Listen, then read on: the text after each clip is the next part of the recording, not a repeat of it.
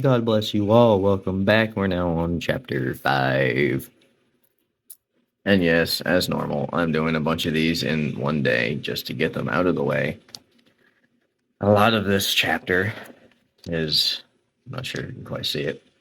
I'm going to lean the camera just a little bit. It's all red, which means Jesus spoke it. These are words coming from Jesus, other than the first 2 verses. They are not in red. Now we have chapter 5, the Sermon on the Mount. And seeing the multitudes, he went into a mountain. And when he was set, his disciples came unto him. And he opened his mouth and taught them, saying, now it says the Beatitudes, if that's the way you say it. Going on verse 3. Blessed are the poor in spirit, for theirs is the kingdom of heaven. Blessed are they that mourn, for they shall be comforted. Blessed are the meek, for they shall inherit the earth. Blessed are they which do hunger and thirst after righteousness, for they shall be filled. Blessed are the merciful, for they shall obtain mercy. Blessed are the pure in heart, for they shall see God. Blessed are the peacemakers, for they shall be called the children of God.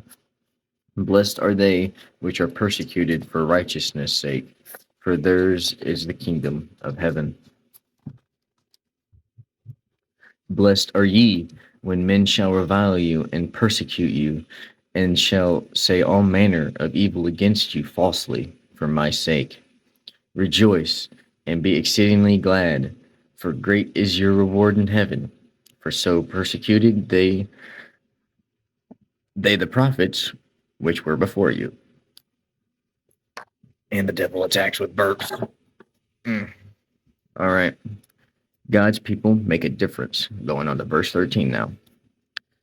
Ye are the salt of the earth, but if the salt have lost his savor, wherewith shall it be salted? It is thenceforth good for nothing, but to be cast out, and to be trodden under the foot of man. Ye are the light of the world. A city that set on a hill cannot be hid. Neither do men light a candle and put it under a bushel, but a candlestick, and it giveth light unto all that are in the house. Let your light so shine before men, that they may see your good works, and glorify your Father which is in heaven. Now we got Jesus came to fulfill the law, going on to verse 17. Think not that I am come to destroy the law or the prophets. I am not come to destroy, but to fulfill. For verily I say unto you, till heaven and earth pass, one jot or one tittle shall in no wise pass from the law, till all be fulfilled. Whosoever therefore shall break one of these least commandments, and shall teach men so, he shall be called the least in the kingdom of heaven. But whosoever shall do and teach them, the same shall be called great in the kingdom of heaven. For I say unto you, that except your righteousness shall exceed the righteousness of the scribes and Pharisees, ye shall in no case enter into the kingdom of heaven. Now we got Jesus talks about anger, going on to verse 21. Ye have heard that it is said by them of old time, thou shalt not kill, and whosoever shall kill be in danger of judgment. But I say unto you that whosoever is angry with his brother without a cause shall be in danger of judgment, and whosoever shall say to his brother, Raca, shall be in danger of the council. But whosoever shall say, Thou fool, shall be in danger of hellfire. Therefore, if thou bring thy gift to the altar, and there remembrance that thy brother hath aught against thee, leave there thy gift before the altar, and go thy way. First be reconciled to thy brother, and then come and offer thy gift. Agree with thine adversary quickly, while thou art in the way with him, lest any time the adversary deliver thee to the judge, and the judge deliver thee to the officer, and thou be cast into prison. Verily I say unto thee, thou shalt by no means come out thence, till thou hast paid the utmost farthing. Now we got Jesus talks about the sexual sin, going on to verse 27. Ye have heard that it is said by them of old time, Thou shalt not commit adultery. But I say unto you, that whosoever looketh on a woman to lust after her hath committed adultery with her already in his heart. And if thy eye offend thee, pluck it out, and cast it from thee. For it is profitable for thee that one of thy members should perish, and that not the whole body should be cast into hell. And if thy right hand offend thee, cut it off, and cast it from thee. For it is profitable for thee that one of thy members should perish, and not that the whole body should be cast into hell. It hath been said, Whosoever shall put away his wife, let him give her a writing of divorcement. But I say unto you, that whosoever shall put away his wife, saving for the cause of fornication, causeth her to commit adultery. And whosoever shall marry her that is divorced, committeth adultery. Now Jesus talks about oaths, going on to verse 33. Again ye have heard that it has been said by them of old time, that thou shalt not forswear thyself, but shalt perform unto the Lord thine oaths. But I say unto you, swear not at all, neither by heaven, for it is God's throne, nor by earth, for it is his footstool, neither by Jerusalem, for it is the city of the great King. Neither shalt thou swear by the head, because thou cannot make one hair white or black.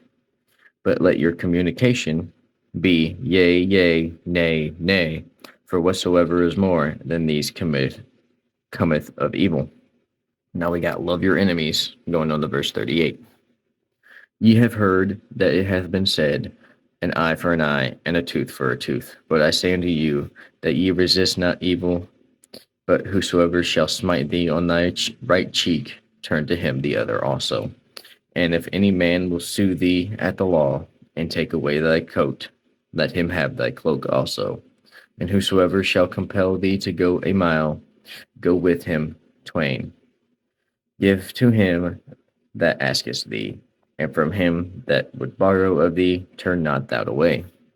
Ye have heard that it hath been said, Thou shalt love thy neighbor, and hate thy enemy. But I say unto you, love your enemy, bless them that curse you, do good to them that hate you, and pray for them which despitefully use you, and persecute you, that ye may be the children of your Father which is in heaven. For he maketh his sun to rise on the earth and on the good, and sendeth rain on the just and the unjust. For if he love them which love you, what reward have ye? Do not even the publicans the same? And if ye salute your brethren only, what do ye more than others?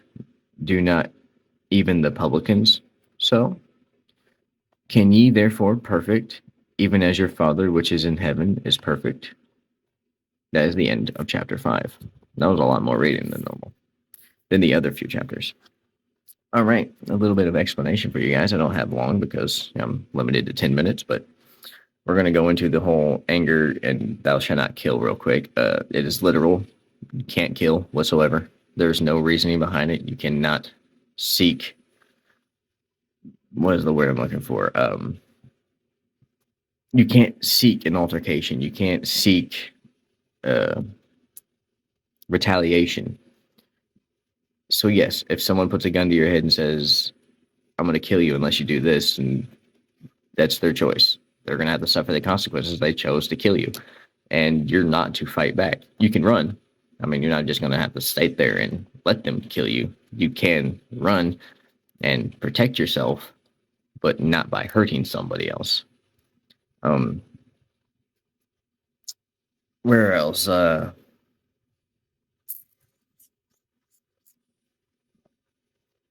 There was a lot in this one. I might have to make a second video explaining this one. I'm probably going to have to because I'm almost out of time. All right, I'm going to make a second video. Y'all will see it come up after this. I'm just going to name it Explaining Chapter 5 of St. Matthew. I love you all, and I'll see you in whatever the Lord has me make next. You already know what that's going to be.